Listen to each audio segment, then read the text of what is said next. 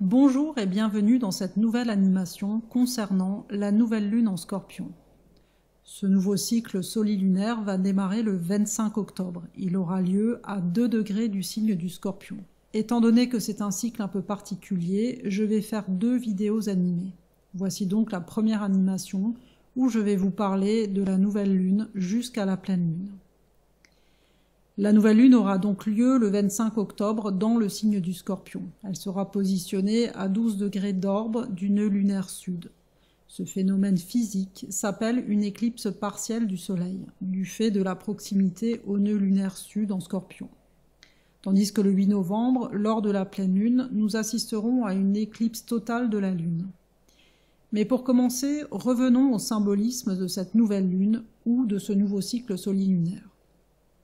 La Lune, le Soleil ainsi que Vénus seront dans le signe du Scorpion, en quinconce à Jupiter dans le signe du Bélier, mais aussi en trigone à la Lune noire et à Mars en Gémeaux. Vous savez certainement que la Lune est dite en chute dans le signe du Scorpion. Cela signifie, pour imager un peu les choses, qu'elle est comme contrariée, tandis que Vénus sera en exil dans le signe du Scorpion, ce qui signifie symboliquement que nos désirs devront donc s'acclimater à la thématique du Scorpion.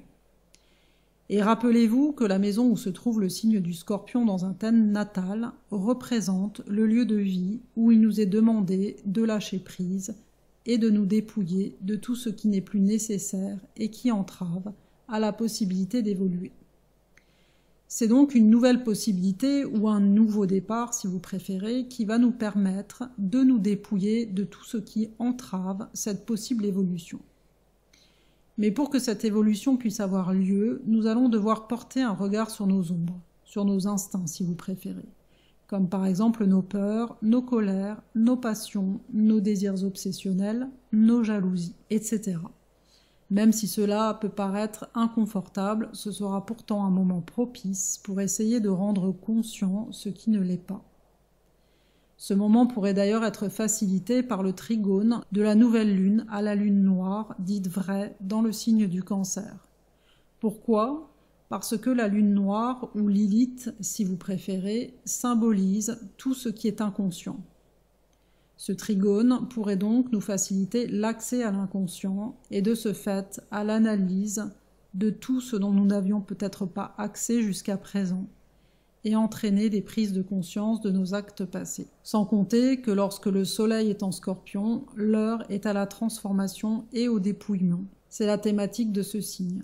La Lune et Vénus sont donc invités en quelque sorte à collaborer. Mais ce n'est pas tout. Le nœud lunaire sud en Scorpion facilite aussi un travail un peu plus en profondeur sur la face sombre du Scorpion, que cela soit sur le plan individuel ou collectif.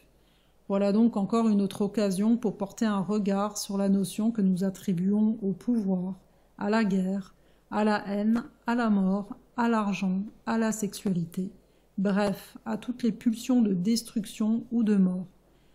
Car en plus, Pluton, le maître du signe du Scorpion, est dans le signe du Capricorne chez Saturne. Il nous invite donc à modifier et à remettre en question en profondeur tout ce qui jusqu'ici était pris pour des acquis. Notons aussi que la direction du nœud lunaire nord en Taureau est une voie expérimentée.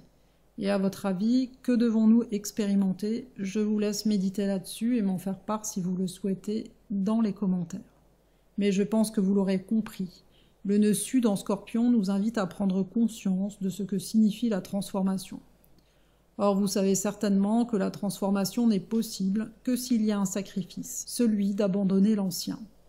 Et pour imager un peu ce que peut être un sacrifice, nous avons tous en tête l'image du phénix qui renaît de ses cendres ou de la chenille qui se transforme en papillon. Ce spectacle de destruction d'une ancienne forme permet de mieux saisir la véritable rupture qui est à l'œuvre entre les deux mondes. Quant à Mars en Gémeaux, il pourrait être à l'origine de l'émergence de nouveaux comportements, à moins que nous soyons emportés par des réactions plus violentes. Notons aussi que Jupiter sera à 0 degré du Bélier. Il sera en quinconce décroissant à notre couple solilunaire. Un quinconce décroissant ou dit supérieur facilite l'analyse et la réflexion, et nous questionne sur nos actions. Que dois-je penser ou faire, ou que ne devrais-je pas penser ou faire ? Jupiter évoque le sens de la justice. C'est pourquoi cet aspect pourrait favoriser toute métamorphose en nous poussant à corriger d'éventuels abus. La Lune, bien sûr, va continuer sa route, et le 30-31 octobre, elle sera à la longitude de Pluton en quinconce à Mars en Gémeaux. Ici, on peut considérer que c'est un quinconce croissant, étant donné que Mars est plus rapide que Pluton. Par conséquent, c'est un aspect qui pourrait être irritant, parce qu'il nous demande d'agir et trouver des solutions.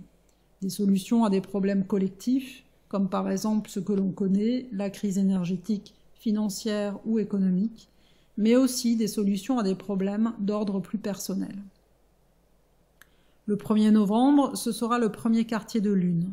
La Lune sera dans le signe du Verseau, conjointe à Saturne et en carré au Soleil et à Vénus dans le signe du Scorpion, ainsi qu'aux nœuds lunaires sud et nord. Notons aussi que Mars sera rétrograde. Ce sera aussi le jour où nous célébrerons les morts. La Lune en Verseau a besoin de choquer. Elle pourrait nous pousser à la rébellion contre le système institutionnel, à moins que nous préférions adopter un comportement de victime. Par conséquent, plus il y a de rébellion ou de victimisation, plus grand est le risque d'attirer de l'inconfort et de la douleur. C'est donc un moment à choisir pour accepter avec plus de confiance ce qui est à vivre, car c'est en abandonnant les provocations à l'encontre des vieux schémas qu'il sera possible de passer à une autre dimension et d'envisager un avenir sur des bases plus constructives. Le 4 novembre, la Lune sera dans le signe des Poissons. Elle passera successivement à la longitude de Neptune puis Jupiter pour former un carré à Mars rétrograde en Gémeaux. Cet aspect pourrait nous conduire à faire des erreurs d'interprétation et répondre par des paroles ou des gestes inappropriés.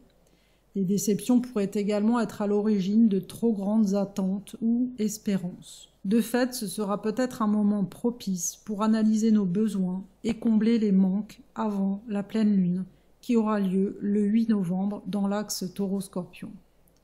Comme je vous l'ai annoncé précédemment, ce sera une éclipse totale de la Lune. Mais je vous donne rendez-vous pour en parler dans la vidéo suivante. Je vous dis à tout de suite.